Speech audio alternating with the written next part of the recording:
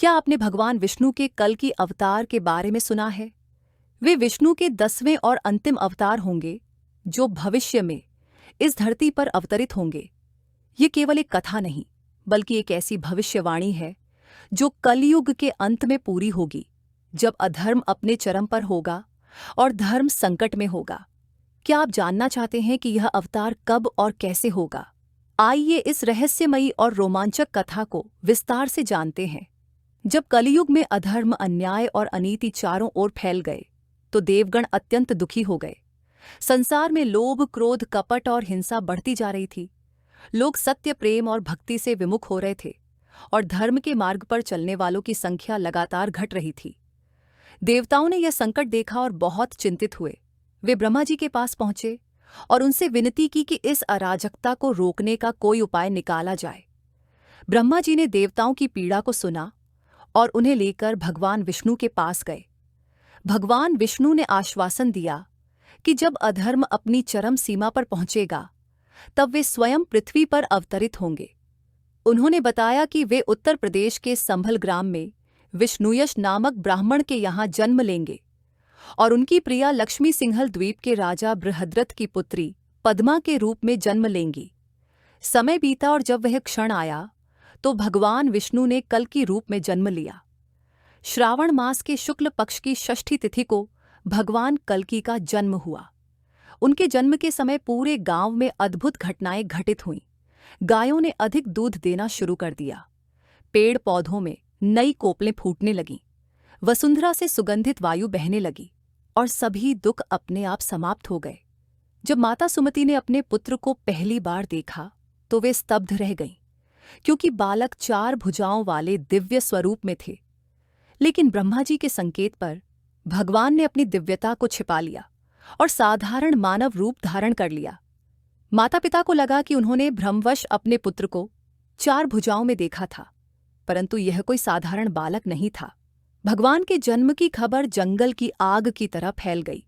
भगवान परशुराम, वेदव्यास, कृपाचार्य और अश्वत्थामा भिक्षुक वेश में उनके दर्शन करने आए और इस दिव्य बालक की पहचान की।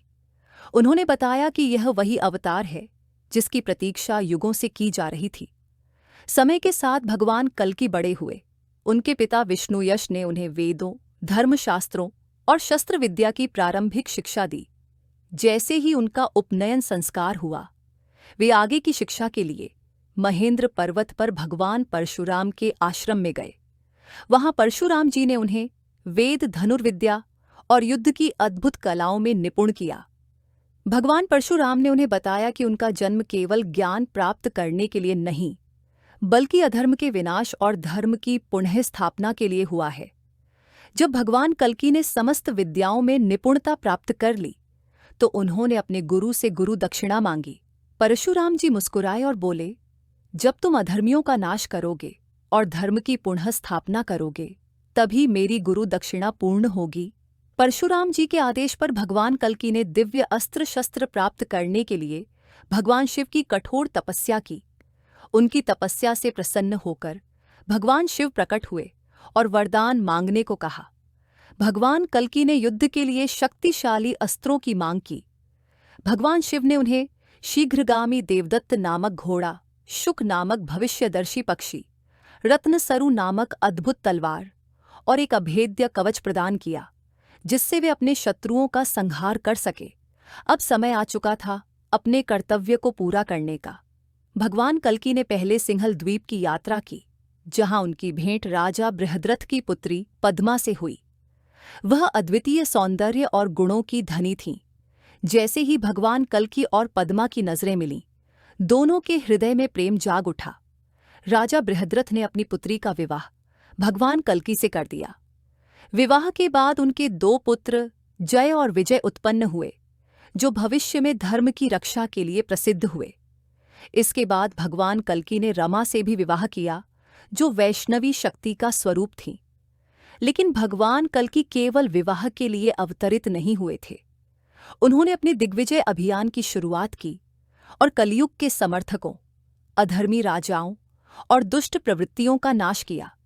सबसे पहले वे कीकटपुर पहुंचे।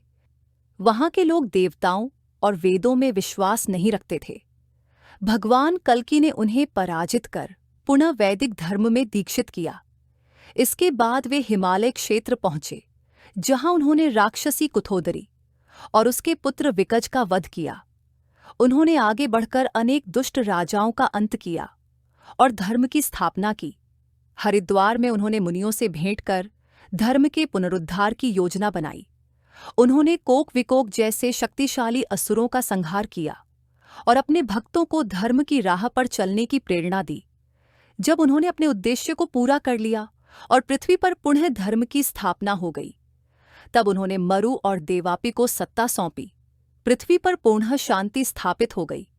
सभी वर्ण अपने अपने धर्म का पालन करने लगे, राजा धार्मिक हो गए और समाज में सुख समृद्धि आ गई। जब उनका कार्य पूर्ण हो गया, तब भगवान कल्कि अपने भक्तों के साथ वैकुंठ धाम लौट गए। इस प्रकार उन्होंने अधर्म का अंत कर सतयुग की शुरुआत की।